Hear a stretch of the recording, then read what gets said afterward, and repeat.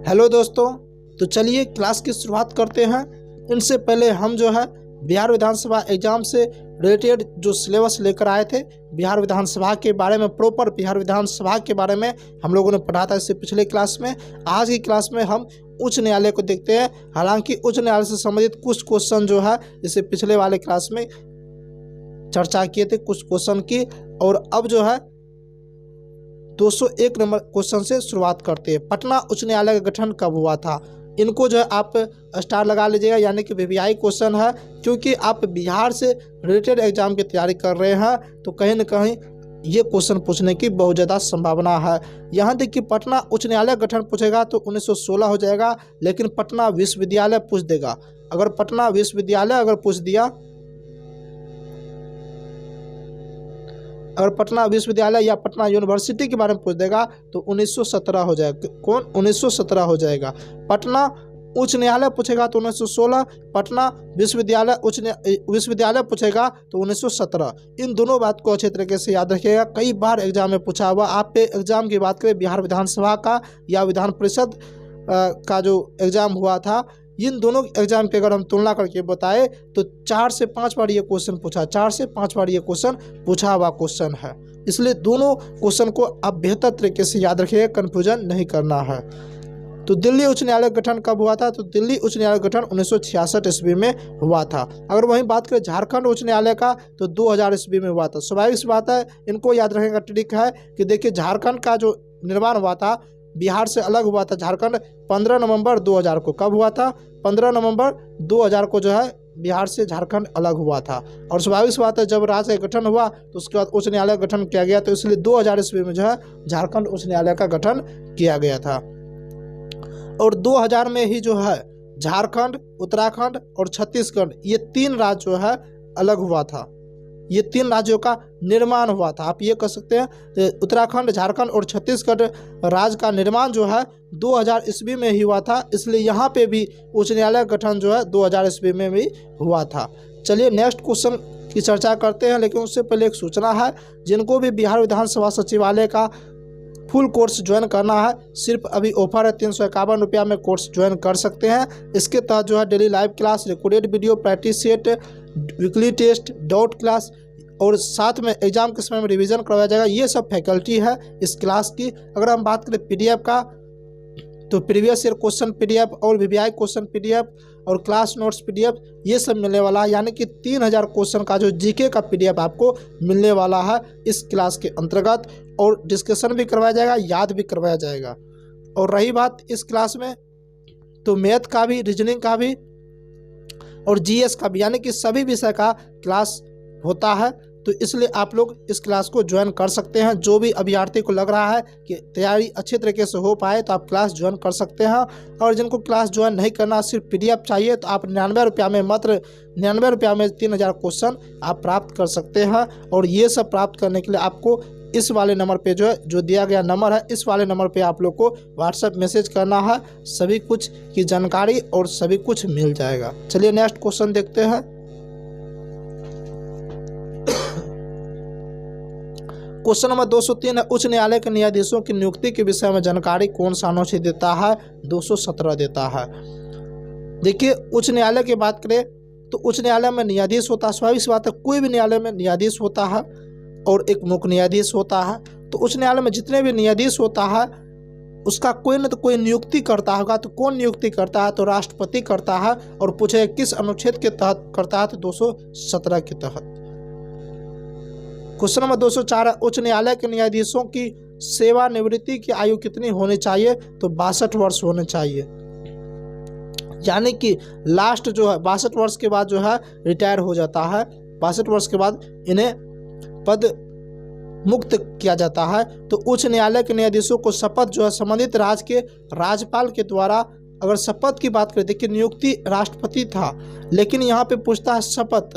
उच्च न्यायालय के न्यायाधीश को शपथ कौन दिलाता है?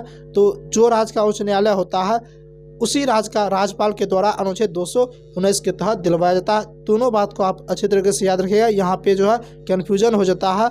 और फिर देखिए यही कन्फ्यूजन यहाँ पे आ जाता है और पूछेगा उच्च न्यायालय के न्यायाधीश अपना त्यागपत्र किसे देता है, तो राष्ट्रपति को देता है। और उच्च न्यायालय के न्यायाधीशों की वेतन भत्ता की जानकारी जो है अनुच्छेद 221 देता है। और अनुच्छेद 221 क्या कहता है कि उच्च न्यायालय के मुख्य न्यायाधीश का वेतन 2.5 लाख रुपया होगा और अन्य न्यायाधीश का वेतन जो है 2,25,000 रुपया पर मंथ होगा।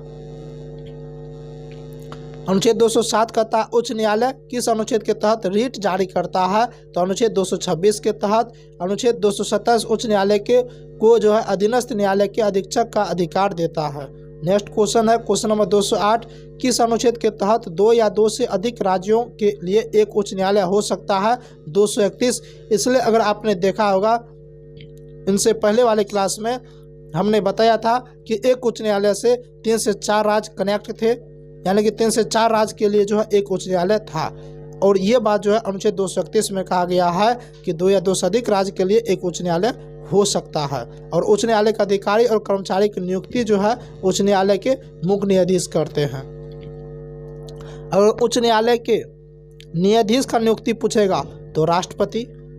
त्यागपत्र किसे देगा, राष्ट्रपति को। शपथ कौन दिलाएगा, राज्यपाल। लेकिन उच्च न्यायालय का अधिकारी और कर्मचारी सब जो होता है उसकी नियुक्ति जो है मुख्य न्यायाधीश करते हैं। जिला न्यायालय या अधीनस्थ न्यायालय की नियुक्ति कौन करता है, तो राज्यपाल करता है। और अधीनस्थ न्यायालय जिला में होता है, हर एक जिला में एक अधीनस्थ न्यायालय होता है। केंद्र राज्य संबंध किस अनुच्छेद के अंतर्गत आता है। देखिए यहाँ से आपका केंद्र और राज्य का संबंध के जो है एक न्यू चैप्टर शुरू हो जाता है। उच्च न्यायालय से संबंधित जितना भी महत्वपूर्ण क्वेश्चन था सभी को देख लिए। तो केंद्र राज्य संबंध की बात करें तो अनुच्छेद 245 से 263 के बीच इनका चर्चा किया गया है। और सब भाग की बात करें तो भाग 11 में है। यहाँ पे जो है गलत प्रिंटिंग हो गया। संविधान के भाग 11 के अंतर्गत आता है। अनुच्छेद पूछेगा तो 245 से 263। कौन सा अनुच्छेद कहता है कि संसद द्वारा निर्मित कानून पूरे भारतवर्ष में लागू होगा, अनुच्छेद 245 कहता है। अगर ये बात नहीं लिखा रहता तो फिर संसद का कोई वैल्यू ही नहीं रहता, कोई महत्व ही नहीं रहता, महत्व खत्म हो गया रहता। इसलिए अनुच्छेद 245 कहता है कि संसद जो भी कानून बनाया है वो जो है पूरे भारतवर्ष में लागू होगा। अनुच्छेद 245 के तहत ही राज्य विधानमंडल द्वारा निर्मित कानून संबंधित राज्य में लागू होता है। नेक्स्ट क्वेश्चन है क्वेश्चन नंबर 212, संघ सूची, राज्य सूची और समवर्ती सूची के विषय में जानकारी कौन सा अनुच्छेद देता है। जब अनुसूची पढ़ रहे थे तो वहाँ भी ये बात बताए थे, लेकिन अनुच्छेद बात करेगा तो अनुच्छेद 246 हो जाएगा। अगर बात कर ले ये तो अनुच्छेद हो गया। अनुसूची की बात करें तो 7वीं अनुसूची में जो है इनका वर्णन किया गया है। भारत में कानून के निर्माण करने वाली सबसे बड़ी संस्था संसद है। सबसे बड़ी संस्था संसद है। ये क्वेश्चन जो है पूछा हुआ, बिहार दरोगा का क्वेश्चन पूछा हुआ है, तो आप समझ सकते हैं बिहार दरोगा में ये क्वेश्चन पूछा हुआ है। कौन सा अनुच्छेद यह अधिकार देता है कि संसद अतिरिक्त न्यायालय की स्थापना कर सकता है, अनुच्छेद 247। और अवशिष्ट विषय की जानकारी अनुच्छेद 248 देता है। नेक्स्ट क्वेश्चन देखते हैं क्वेश्चन नंबर 214, अवशिष्ट विषय पर कानून बनाने का अधिकार किसको है, तो संसद को है। इसके अंतर्गत साइबर कानून, परमाणु अनुसंधान इत्यादि आता है। आपात के दौरान राज्य सूची के विषय पर कानून बनाने का अधिकार किसको प्राप्त है, तो भारत की संसद को। जब आपातकाल लागू होता है तो उसके दौरान राज्य सूची पे भी जो है ना विषय पे कानून जो है भारत की संसद बना सकता है, अनुच्छेद 250 के तहत। और यह कानून आपात के जैसे समाप्ति के 6 माह तक लागू रहता है। जैसे आपात समाप्त होता है तो यह कानून जो है आपात समाप्त के 6 महीना के बाद यह कानून भी समाप्त हो जाता है। अनुच्छेद 216 क्या, राजमन्नार आयोग का संबंध किससे है, तो केंद्र राज्य संबंध से। और यह आयोग बीपी राजमन्नार की अध्यक्षता में गठित हुआ था, इसलिए इनका नाम राजमन्नार आयोग रखा गया। केंद्र राज्य संबंध पर राजमन्नार समिति किस राज्य के द्वारा गठित की गई थी, तमिलनाडु के द्वारा। इसका गठन 1969 ईस्वी में हुआ था और यह आयोग अपनी रिपोर्ट 1971 ईस्वी में प्रस्तुत किया था।